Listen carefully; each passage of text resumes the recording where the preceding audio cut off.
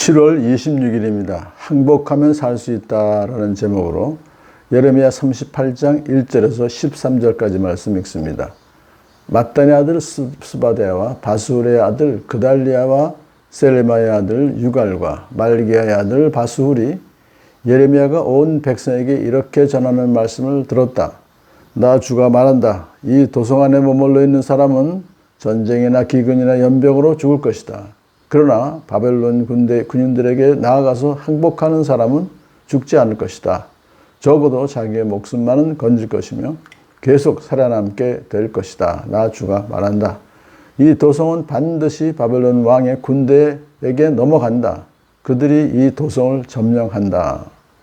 대신들이 왕에게 말하였다. 이 사람은 마땅히 사형에 처해야 합니다. 그가 이런 말을 해서 아직도 이 도성에 남아있는 군인들의 사기와 온 백성의 사기를 떨어뜨리고 있습니다. 이 사람은 참으로 이 백성의 평안을 구하지 않고 오히려 재앙을 재촉하고 있습니다. 시드기야 왕이 대답하였다. 그가 여기에 있소. 죽이든 살리든 그대들 뜻대로 하시오. 나에게 무슨 힘이 있다고 그대들에게 반대하겠소. 그래서 그 고관들이 예레미야를 붙잡아서 왕자 말기야의 집에 있는 물 웅덩이에 집어넣었다. 그 웅덩이는 근위자의 뜰 안에 있었으며 사람들은 예레미야를 밧줄에 매달아 웅덩이 속으로 내려보냈는데 그 물 웅덩이 속에는 물은 없고 진흙만 있어서 예레미야는 진흙 속에 빠져 있었다. 왕궁에 에티오피아 사람으로 에벳 멜렉이라고 하는 한 환관이 있었는데 그는 사람들이 예레미야를 물 웅덩이에 집어넣었다는 소식을 들었다. 그때 왕은 베냐민 문 안에 머물러 있었다. 에벳 멜렉은 왕궁에서 바깥으로 나와 왕에게 가서 이렇게 아뢰었다. 높으신 임금님, 저 사람들이 예언자 예레미야에게 한 일들은 모두 악한 것뿐입니다. 그들이 예레미야를 물 웅덩이 속에 집어넣었으니 그가 그 속에서 굶어 죽을 것입니다. 이래서야 되겠습니까? 성 안에는 더 이상 먹을 것이 없습니다. 그때 왕은 에티오피아 사람 에벳 멜렉에게 이렇게 명령하였다. 너는 여기 있는 군인들 가운데서 30명을 데리고 가서 예언자 예레미야가 죽기 전에 어서 그를 그 물 웅덩이 속에서 끌어올려라.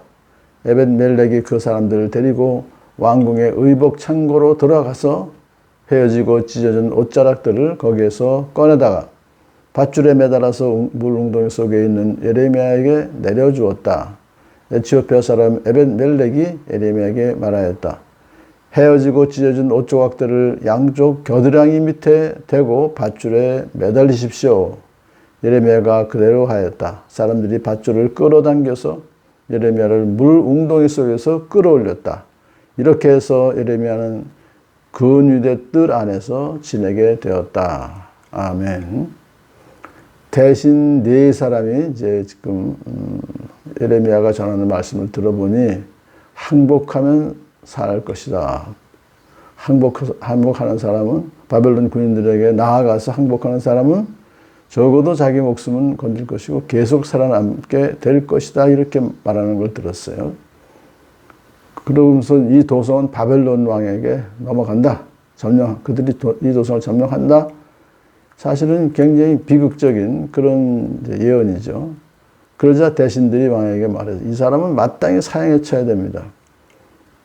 그 사람이 이런 말을 하는 것은 군인들의 사기와 백성의 사기를 떨어뜨리고 이 사람은 참으로 이 백성의 평안을 구하지 않고 오히려 재앙을 자초하고 있습니다. 예언자라면 평안을 구해야 되는데 백성의 안위를 구해야 되는데 오히려 재앙을 구하기 때문에 이 사람 사형에 처해야 됩니다. 그렇게 이제 그러니까 상당히 4명의 대신들이 모여서 이렇게 말하는 것은 왕에게는 큰 압박이 되는 것이죠. 그래서 왕은 그가 여기 있으니까 알아서 죽이든 살리든 해라.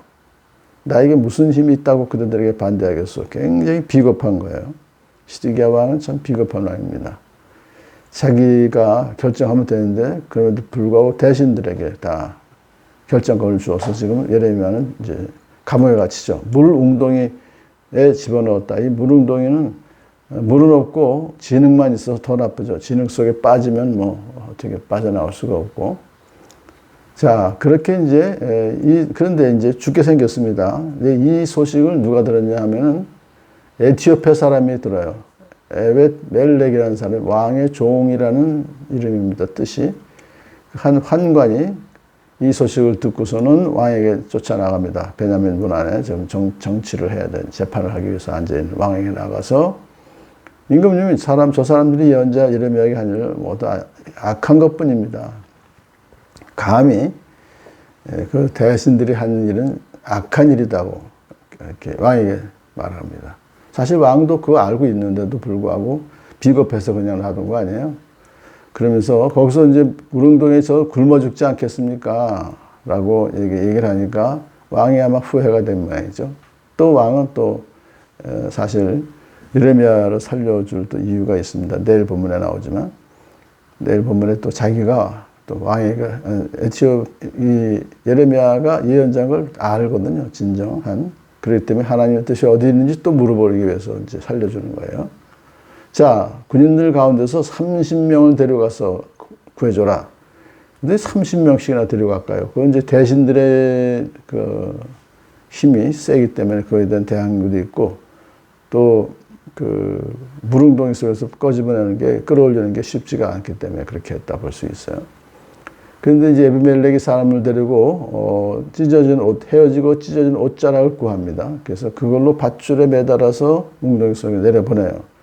그리고서는 거기 양쪽 겨드랑이에 옷자락들을 이렇게 대고 밧줄에 매달리십시오라고 말하죠. 그래서 예레미야가 무사히 이제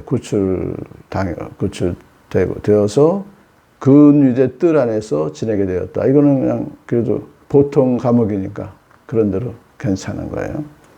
자, 이렇게 이제 석방을 이제 하진 못했고 그냥 목숨만은 살려주는 그런 조치를 그래도 시드기야 왕이 해줘서 살게 되는 것이죠. 오늘 본문을 보면서 유대인 고관들은 예레미야를 주기로 했습니다만 이방인 환관이 불의에 침묵하지 않고 기꺼이 왕에게 나아가서 담대하게 그래서 왕에게 좀 옳은 소리를 해가지고 살리는 불의에 대항하여 싸우는 그 고관들을 향해서 악한 짓을 한 것입니다. 라고 감히 말할 수 있었던 그 이방인 환관 에벳 멜렉을 통하여 하나님께서 또 예레미야를 살려주셨습니다. 오늘도 우리가 이 에벳 멜렉을 보면서 불의에 대항해서 마땅히 싸울 수 있는 그런 참 의인을 지지하고 변호할 수 있는